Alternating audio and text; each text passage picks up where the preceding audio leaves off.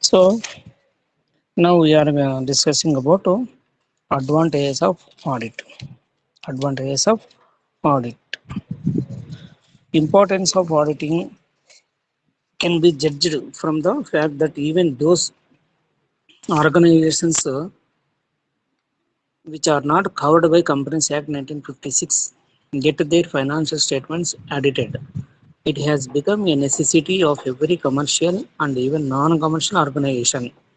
So చాలా important అయిపోయింది అనమాట ఈ ఆడిటింగ్ అనేది కంపల్సరీగా ఆడిట్ చేసుకోవాల్సి ఉంటుంది.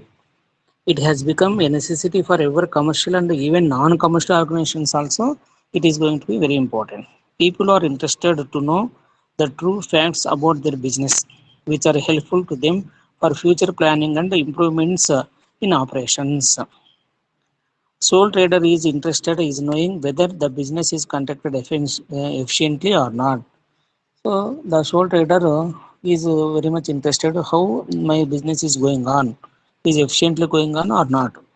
To maintain healthy relations among the partners in case of partnership business. In partnership business also, it is a healthy relations between the partners to know the healthy relations. It is important that true financial statements must be made known to every partner. Because of separation of ownership and management in joint stock companies, shareholders do not have knowledge of day-to-day administration. Shareholders would like to know whether the amount invested by them is properly used or not. Answer for all such questions can be obtained by getting the accounts audited from a qualified auditor. So the sole proprietor needs the auditing, the partnership also needs the auditing. In this manner, all financial and non-commercial organizations they need audit because it is very important. Now we are discussing the advantages of audit. First one for the business and shareholders. What are the advantages for business and shareholders? In case of sole trader, he can depend on the audited accounts. He can value his business on the basis of audited accounts for the purpose of sale of business or admitting a new partner. Second one, dispute over the correctness of profits can be avoided. In case of partnership firm, audited accounts will be useful in valuing goodwill and businesses on admission and retirement of a partner. Third one, shareholders who do not know about day-to-day administration of the company can judge the performance of management from audited accounts. These are the advantages of businessmen and shareholders. These are the advantages for businessmen and shareholders. Next, for the management. For the management, what are the advantages for the management? Means number one, it helps the management is detecting and preventing errors and frauds. It helps the management. There are a number of errors and frauds is going on in the business. So to escape from that errors and frauds, the management want the auditing. Next, it keeps the accountants and staff vigilant while preparing books and records as they know in advance that all the accounts are to be audited. Next, claims due to fire, theft and accident can be estimated from audited accounts. So suppose there is a fire accident in the business, how much the fire occurred, how much the assets is gone in fire, so how much claim will be claimed. For that purpose, audited account must be needed. Audit account must be needed. Theft, in the same case, theft also.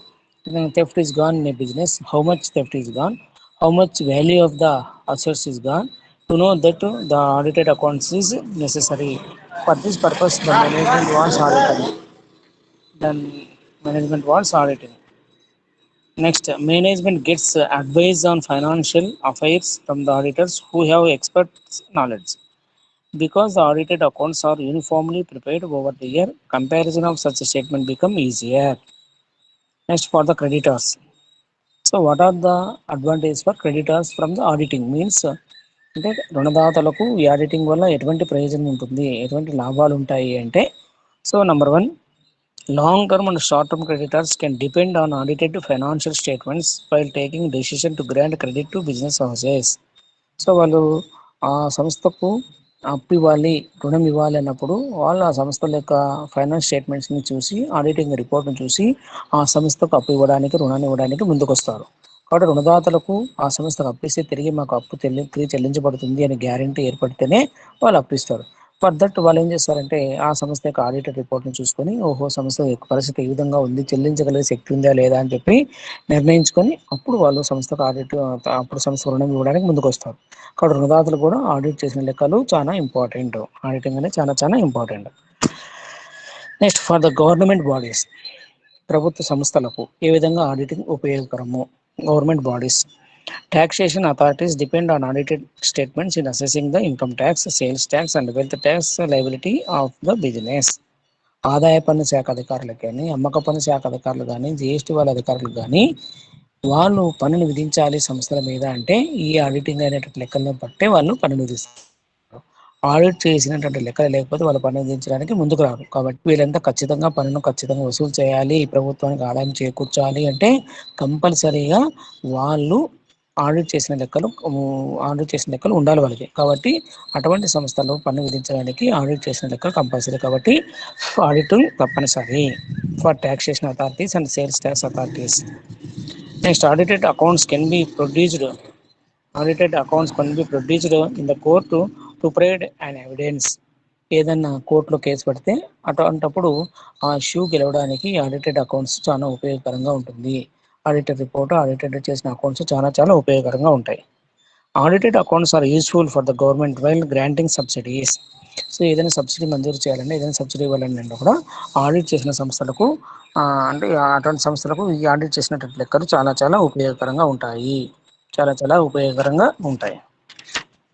Next for others, ఇతరులకు. ఇప్పుడు మనం చెప్పుకున్నది ఏమి, business man and share holder చెప్పుకున్నాము, management చెప్పుకున్నాము, రుణదాతలు చెప్పుకున్నాము, క్రెడిటర్స్కి, గవర్నమెంట్ బాడీస్ చెప్పుకున్నాం. నెక్స్ట్ ఇతరులకు ఏ విధంగా ప్రయోజనకరంగా ఉంటుంది అంటే it can be used by insurance companies to settle the claims arising on account of loss by fire. In case of amalgamation absorption, the purchasing company can calculate purchase consideration on the basis of audited accounts. So, in amalgamation and absorption, amalgamation means ఒకే రకమైన business చేసే సంస్థలు ఒక కంపెనీకి ఏర్పడతాయి. అప్పుడు ఒక company ఏర్పడదని సంయోగము amalgamation అని చెప్పి చెప్తాం. నెక్స్ట్ అబ్జార్ప్షన్ అంటే ఒకే రకమైన వస్తువులు తయారు చేసే రెండు సంస్థలు ఒక సంస్థను మరొక సంస్థ కొనుగోలు చేసి అది వ్యాపారం కొనసాగిస్తుంది. ఇటువంటి సందర్భంలో దట్ మీన్స్ అమాల్గమేషన్ అబ్జార్ప్షన్ సందర్భంలో ఆ సంస్థను కొనుగోలు చేసే సంస్థ యొక్క విలువను తెలుసుకోవడానికి అమ్మకం చేసే సంస్థలు ఆడిట్ చేసినటువంటి లెక్కలకి తీసుకొని చేస్తాయి. కంపల్సరీగా ఆడిట్ చేసిన లెక్కలు తీసుకొని వాళ్ళు పర్చేస్ కన్సిడరేషన్ అంటే కొనుగోలు ప్రతిఫలాన్ని నిర్ణయించడానికి వీలవుతుంది. So for this purpose also auditing is very very important. These are the advantages of an audit for the management, for the businessmen and shareholders, for management, for the creditors, for government bodies, for others. In this manner, the auditing will be very very useful. Next, vice versa. Then what are the limitations of an auditor? What are the limitations of an audit means the audit of accounts suffer from several limitations. There are some limitations. The audit may not give complete picture. If the accounts are prepared with bad intention and for that fraud is committed, auditor may not be able to fully unearth them. So audit చేసిన account చేసిన లెక్కల్లో ఎటువంటి విషయాన్ని auditor తొందరగా తేల్చడానికి వీలు కాదు. Sometimes the auditor has to depend on explanations, clarifications and information from staff and the client. He may or may not get correct or complete information. Audit చేసేటప్పుడు ఆడిటర్కి some క్లారిఫికేషన్స్కి staff నుంచి వాళ్ళ నుంచి ఇన్ఫర్మేషన్ కావాల్సి వస్తుంది. అటువంటిప్పుడు ఆ ఇన్ఫర్మేషన్ సక్రమంగా ఇవ్వరు, ఒకవేళ ఇచ్చిన సక్రమంగా ఉండదు. అటువంటిప్పుడు ఆ ఆడిట్ రిపోర్ట్ కూడా సక్రమంగా ఉండదు అని చెప్పేసి చెప్తున్నారు. ఇది ది లిమిటేషన్స్ కింద మనం చెప్పుకోవచ్చు. Next under law share holders appoint an auditor but in fact directors appoint him. Under such situation he may not be independent auditor. Auditor must be always independent, but in some cases auditor may not be independent. Then he cannot give a fair and report. Next, auditor has to seek opinion of experts on certain matters on which he may not have experts' knowledge. The auditor has to depend upon such reports which may not be always correct. Next, the auditing may not serve its purpose unless the auditors are independent and bold. Lack of these qualities may force him to give clean report even though certain disappearances existed. Next, auditing is considered as a mechanical work. Auditors may not frame audit program from the viewpoint of particular situation. Auditing is a post-mortem examination. Auditing is a post-mortem examination. What is the use of such exam when events have already happened? When events have already happened, it is very difficult to verify certain items, that is stock in trade. It is very difficult to verify stock in trade. Success of audit depends on the sincerity with which auditor has performed his duties. These are the limitations of an audit. So, advantage of audit and the limitations of audit. Next, regarding classification of audits. Regarding classification of audit. So, after knowing the auditing, its objectives, doing its objectives and advantage and its limitations. Next, we are going to know types of audit or classification of audits. Types of audits or classification of audits. Types of audit or classification of audits. After understanding the meaning, definition, scope, and purpose of auditing, one need to understand the classes or types of audit. There can be numerous ways to classify audit. The classification is meant to give understanding of the approaches to look upon the exercise of audit. The classification of audit does not mean compartmentalization of audit. The same audit exercise will get different name or classification depending upon the basis used or approach followed. Various classes of audits are as follows. Number one, on the basis of scope. On the basis of scope, general, specific. On the basis of nature of activity, commercial, non-commercial. On the basis of form of organization, private to government. On the basis of who conducts the audit, independent, internal. On the basis of legal necessity, continuous audit, periodical audit, balance sheet audit. These are the types of audits. These are the types of audit. So, on the basis of scope, an audit examination can be general or specific. A general audit can be independent or internal. On the other hand, specific audit concentrate on a particular areas, objects, or may be period on the basis of emphasis.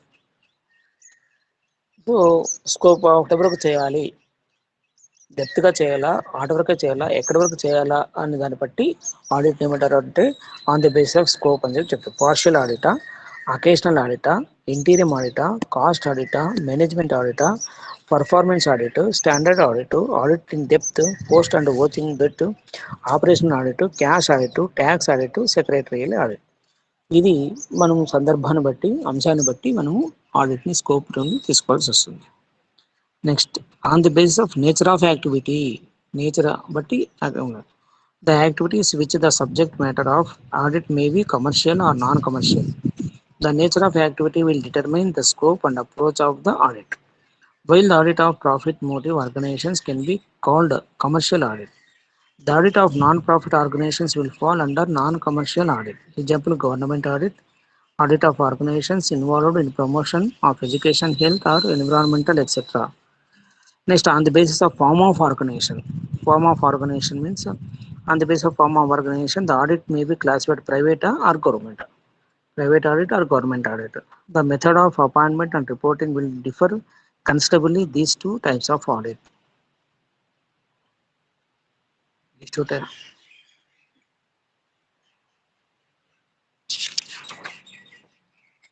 On the basis of legal necessity. On this basis, the audit can be classified into statutory and non-statutory audit. Where law through some act requires compulsory audit of an organization or activity, such audit is called statutory audit. Example, Companies Act, Banking Companies Regulation Act, where audit is conducted without any legal necessity or requirement. Next, on the basis of method of examination. Method of examination. When the auditor and his staff is constantly engaged in the work during the whole year or period at a regular or irregular intervals, the audit known as continuous audit. On the other hand, the audit conducted after annual closure of accounts is known as completed audit. Periodical audit, annual audit or final audit. When the audit is concerned with the items of balance sheet, only it can be called as balance sheet audit. This is the balance sheet audit. This is the balance sheet audit.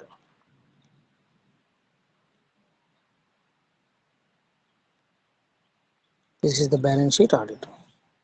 Next, some important classification. Private audit, audit of accounts of partnership firms, government audit, objectives of government audit differences versus commercial audit, statutory or compulsory audit, internal and independent audit, continuous audit, continuous audit. These are the classification of audits. These are the classification of audits. These are the classification of audits. So number one, government audit. Now we are going to discuss regarding government audit. Audit of government offices and departments is covered under this heading. A separate department is maintained by Government of India known as Account Audit Department. This department is headed by Controller and Auditor General of India. This department works only for government offices and departments. This department cannot undertake audit of non-government concerns. Its working is strictly according to government rules and regulations. Government rules and regulations. This audit will gone through very strict regulations. Objectives of government audit ఎందుకోసం ఆ government audit చెప్పడానికి వస్తుంది అంటే to ensure that every payment is made as per rules and regulations. To ensure that every payment ప్రతి ఒక్క చెల్లింపు కూడా government rule ప్రకారమే చెల్లించడం అయిందని చెప్పి తెలుసుకోవడానికి కంపల్సరీగా గవర్నమెంట్ ఆడిట్లో ఉంటుంది. Next, payments have been sanctioned by the proper authority to see that the expenditure is incurred by the right person, to verify the allowances granted to employees as per sanctions and rules, to ensure that payment is made by the office to the right persons and such payment is recorded under the proper head, to check the existence of stock and stores and their proper valuation, to ensure that expenditure has been incurred in the public interest, to see that expenditure is not excessive as per the demand of the situation, to see that no authority sanctions the expenditure which is for the personal benefit of such authority, to ensure that stock taking is done periodically and the stock registers are maintained up to date. If the payment is recoverable from a person under an order or rule, whether the payment has been debited to the personal account of such person, while verifying the receipts whether money due from others has been regularly recovered, to make suggestions to the proper authority for improvements in rules and regulations for greater efficiency and economy. These are the government audit objectives. Next, what are the differences between government audit and commercial audit means? In government audit, audit is conducted by Audit and Accounts Department. This department works independently and prepares major portion of accounts which it audits. But in commercial concerns, preparation of accounts and audit are always conducted by two different persons. Always conducted by two different persons. Second one, in government audit, the concerns, the situations demand a continuous audit because of involvement of huge expenditure and large number of transactions. The government audit is always continuous. But in commercial audit, in most of the commercial concerns, periodical audit is preferred as compared to continuous audit. Next, third difference. In government audit, most of the government concerns before a payment of expenditure is released, the sanction of audit department is must. Under the commercial audit is always made after the expenditure has been incurred. In government audit, treasury officer always makes a preliminary examination of bills before making a payment on government account. But in commercial audit, cashier has nothing to do with audit or primary examination while making a payment of an expenditure. Lastly, the in government audit, in case government offices spending department performs a part of work incidental to audit as to the verification of quality or quantity or quality of goods purchased from the supplier. In commercial organization, no part of audit work is performed by spending department. These are the differences between government audit and commercial audit. Government audit and commercial audit.